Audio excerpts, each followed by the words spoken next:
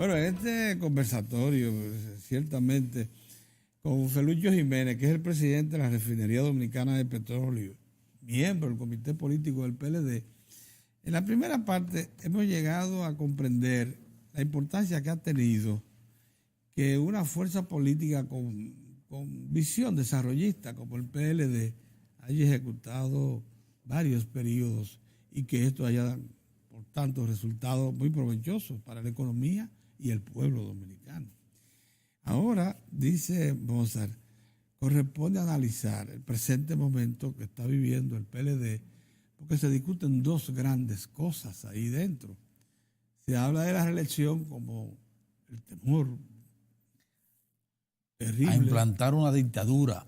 Y se habla también de exacto, como que traería como consecuencia una dictadura. Y que ya no es solo un discurso que lo han asumido aquí, sino que ya tenemos un componente como el del senador del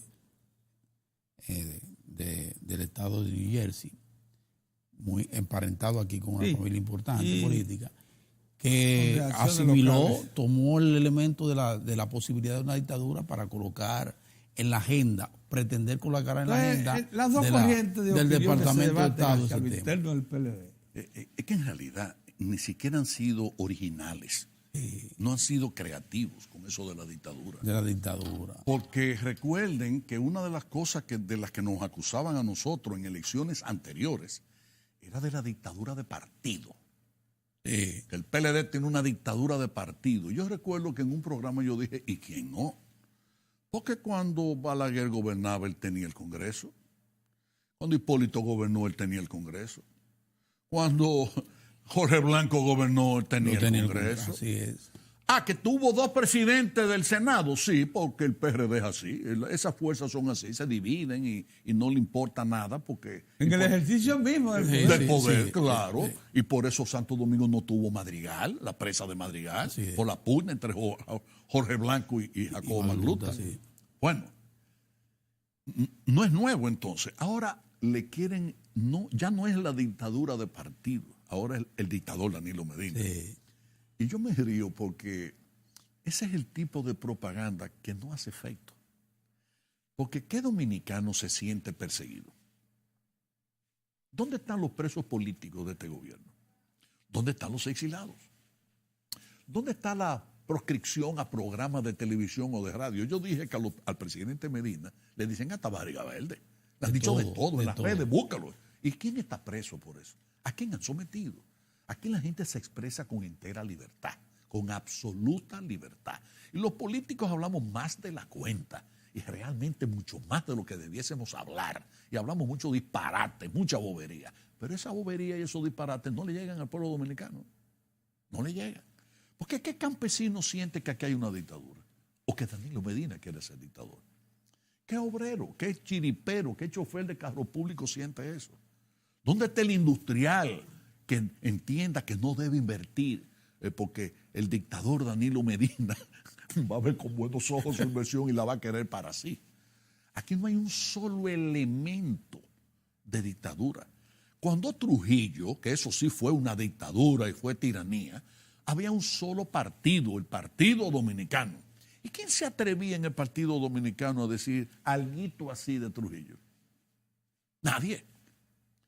Y ahora es el propio presidente del partido el que le declara guerra al presidente de la República sobre la base de que quiere instaurarse una dictadura porque quieren violentar la Constitución.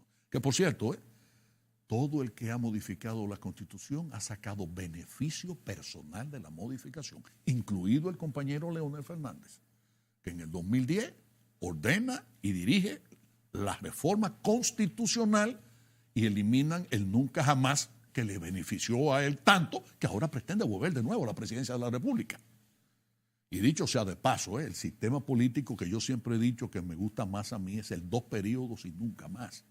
Yo creo que la nación dominicana, a diferencia del pueblo alemán, del inglés, etcétera, tenemos una idiosincrasia diferente. Angela Merkel, he dicho y he reiterado, lleva 14 años dirigiendo a Alemania. ¿Y qué alemán ha dicho? ¿De qué partido le han acusado a la Merkel de que es una dictadora? ¿De que es la la nueva Hitler de Alemania, del pueblo germano. A nadie. ¿A qué no se ponemos? Al alemán lo que le interesa es, estoy bien, la economía va bien, que siga Merkel. No le importa que tenga 14 años o que tenga 20 años. Ahora esa no es la idiosincrasia dominicana. Bueno, pero hay un impedimento constitucional para el presidente. Sí. Ese impedimento constitucional, la propia Constitución es la que establece ¿Cómo se puede modificar? Y si usted se ajusta si eso a esa se lleva al Constitución, partido y en el partido lo asumen como mayoría. Ahí hay un problema. Cuéntame. El compañero Leonel, a quien yo aprecio, y de quien dije hace poco que en su gobierno la economía creció y que ha sido uno de los grandes constructores que ha tenido la presidencia de la República en la historia dominicana, en el ejercicio presidencial de él, ha sido de los periodos en que más se ha avanzado en términos de infraestructura. Pero el compañero se plantea plantea la cosa en términos de que la unidad del PLD depende del respeto a la Constitución. Sí. Y yo quisiera que Leonel me enseñara un artículo de Juan Bosch, un discurso de Juan Bosch, donde Juan Bosch dijera eso. Yo podría mostrarle, sin embargo, artículos en Vanguardia del Pueblo que luego fueron recogidos en libros sobre el partido y sus métodos de trabajo, en el que Juan Bosch planteaba que la unidad del partido descansa en el respeto a los métodos de trabajo. Por eso nosotros teníamos el criterio de la unificación de criterios, o sea, el método de la unificación de criterios. Podemos discutir sobre qué pasa entre las relaciones de República Dominicana y Haití y tener ideas diferentes, por ejemplo, pero había que unificarlo. Al final había que unificarlo. Y uno de los métodos de trabajo en los que ha descansado la unidad del PLD son los métodos de dirección.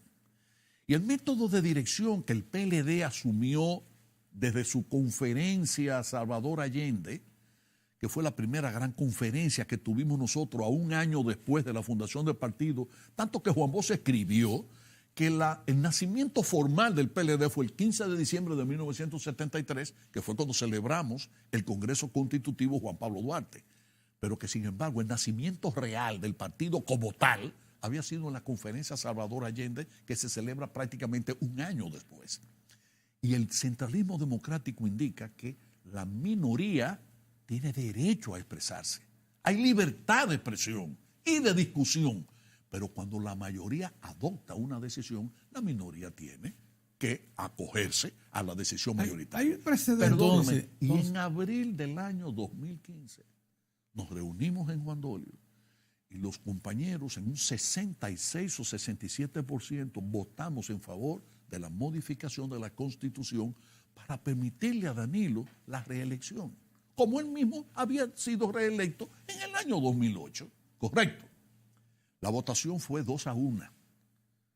Tuvimos luego que hacer un pacto y levantar un acta notarial que es muy ajeno a los métodos del PLD.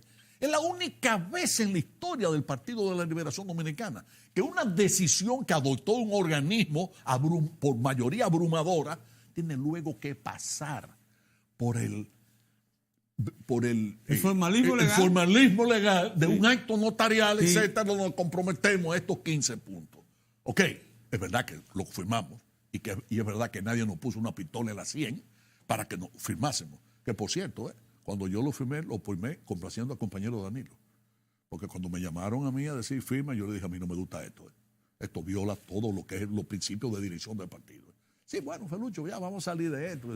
Y yo, igual que ahora, se puede equivocar y yo le voy a apoyar. Aun cuando se equivoque, yo va a poder contar con el respaldo mío. Lo que yo no voy a dejar nunca es de expresar mis ideas, ni de expresar mi opinión. Pero yo creo que en materia de dictadura, eso es una perullada. Es decir, una cosa como de pero hay dos cosas que están en el ambiente. Número uno, la coherencia en la dirección del PLD y de la alta dirección, que dijiste que ha sido asertiva, y eso nadie lo duda. En esta ocasión... Hasta ahora. Y eso precisamente lo coloca a ustedes en una situación muy difícil, porque esa reunión del 19 de marzo del 2015 estableció un pacto interno que obliga a la alta dirigencia a cumplir una serie de compromisos que están ahí consignados. Primera cosa. Segunda cosa, fue Felucho el primero que dijo de las autoridades del partido en público, yo le puedo garantizar que el licenciado Danilo Medina no está en procura de una nueva reelección. Y eso debiera ser tranquilizador para mucha gente. Han cambiado esas dos cosas. En política todo cambia. Cuando yo dije eso fue él que me lo pidió, y me lo pidió delante de 8 otros miembros del comité político del partido. Pero la política no es estática. Claro. Nada, no hay cosa estática, ni si la Tierra vive dando vueltas, gira sobre su propio eje, y ese es el movimiento de rotación de la Tierra, y gira alrededor del Sol, que es el movimiento de traslación. Nada es estático, todo cambia. ¿Qué ha cambiado de allá para acá? Ha cambiado muchas cosas, y entre las cosas que han cambiado están las heridas que le han ocasionado a él con comentarios como de ese tipo. A Danilo no le sabe bien que le hablen de dictador, porque ¿por qué? Es como que a una gente le diga, pero un ladrón sin ser ladrón. Danilo es un demócrata, y demócrata carta cabal. Y usted no puede hablar de violación de la Constitución cuando la propia Constitución señala el mecanismo interior en su propia Constitución, uno de sus artículos, cómo se modifica. Y eso lo podría llevar a modificar. Eso lo podría llevar a violar el acuerdo interno en el partido. Eso es otra cosa, Pedro. Y si alguien a mí me dijera... De la Constitución, sí, pero quedémonos en el aspecto de la Constitución. Y si alguien a mí me dijera que es que hay que comprar diputados, senadores, voluntades para conseguir una mayoría que permita, cual lo establece la propia Constitución, mínimo, sí, ¿verdad? Un porcentaje mínimo para que eso se apruebe. Vuelvo y pregunto, ¿quién no lo ha hecho? ¿O no lo hizo el PRD cuando modificaron la Constitución? Y no tuvo el PLD que votar, creo que a 11 o 16 diputados, porque se vendieron. Y no hubo que hacer en el 2010, darle el privilegio a senadores y diputados y alcaldes de que extendieran a 6 años su periodo. Todo eso se hizo. ¿Y qué es eso? Sí. Ah, que no fue comprado. Claro que no, pero te extendieron de 4 a 6 años. Te dieron una nueva exoneración, porque cada 2 años hay una exoneración de por medio, ¿verdad que sí? Y 2 años más y que tú no tienes que someterte al escrutinio del pueblo. Siempre, desde que el hombre es hombre, en materia de gobierno, siempre ha habido sus cositas y cosotas. Sí, se está jugando también al elemento de siempre, que son los sectores fácticos. Y entonces, sí, en ese sentido, yo digo que los sectores fácticos hay un solo problema. Hay uno de esos sectores que es el empresarial, al que le ha ido muy bien durante las gestiones del PLD, pero básicamente también durante la gestión del presidente Danilo Medina. Hay una expansión. Es todas esas inversiones permanentes que hay, la expansión del comercio, el sector financiero fortalecido también. Bueno, en fin, el sector empresarial se siente cómodo, se siente bien. Esa es una parte. Y por otro lado tiene entonces un sector de la iglesia, que hay quienes están, como lo que ha sido la iglesia siempre, hay quienes están en contra de cualquier situación del PLD. Y hay otro sector que favorece al Partido de la Liberación Dominicana perfectamente bien. Y el tercer componente, que es tan importante como los otros, es la embajada, que no es más que la posición de los Estados Unidos a la que ya se apela amargamente una vez más para que intervenga. Le estamos pidiendo desde aquí que intervenga. La iglesia. Porque ya lo dijo lo de la iglesia. Para que intervenga e impida el asunto ¿cómo lo ves? El tema de los sectores fácticos. Es que eso es otra cosa que ha cambiado mucho. ¿Eso cambió? ¿Cuál es el poder que tiene la embajada de Estados Unidos ahora en las decisiones políticas dominicanas? Por favor. No me digas. Hubo un momento en el que el presidente Balaguer llegó a decir que si el presidente de los Estados Unidos le pedía a él, ¿usted no recuerda? Sí. Que saliera del poder, él lo hacía. Sí. Y naturalmente no se lo pidieron. Es que ya es diferente. Es que ya todo eso ha cambiado. Es que realmente, señores, ni siquiera en el caso de Venezuela, que el gobierno norteamericano, primero el del anterior presidente y luego ahora el de Trump, le han puesto la proa. Sí, la proa. En Una contra forma Maduro increíble. y han intervenido. Es decir, bueno, no es que nunca dejan de intervenir, pero la intervención ya no es tan decisoria, exactamente, tan pesada. Tan pesada. Si no tuviéramos relaciones con China. Por favor, exactamente. Por favor, eso no es. Eso disgustó al departamento. Esto es un Estado soberano. Soberano. Y se ejerce con soberanía. Y yo creo que incluso de los últimos presidentes, no ha habido un presidente que haya tenido que aguantar más tablazo en cónclaves internacionales que Danilo Medina con el problema de la inmigración haitiana. Haitiana, sí. Hay un No había un momento. cónclave, óyeme, no había un cónclave que los Nos quedan presidentes 4 no se- minutos, pero hay un asunto que se ha planteado siempre en la fila del ladilismo. Los propulsores de la reelección, que mucha gente identifica en ocasiones con sectores recién llegados al partido, pero que parece que se ha extendido. Dicen que Leonel es un hombre de tal capacidad de pragmatismo y adaptación a la realidad que no es verdad que daría un paso tan traumático como irse del PLD, en el caso de que Danilo violentando el acuerdo, ¿Qué piensa el acuerdo Fuero que Lucho de eso? promovería la reelección. Se iría el presidente Fernández. Bueno, él ha planteado que no tiene marcha atrás. Ya. Leonel, Por eso que todo es claro.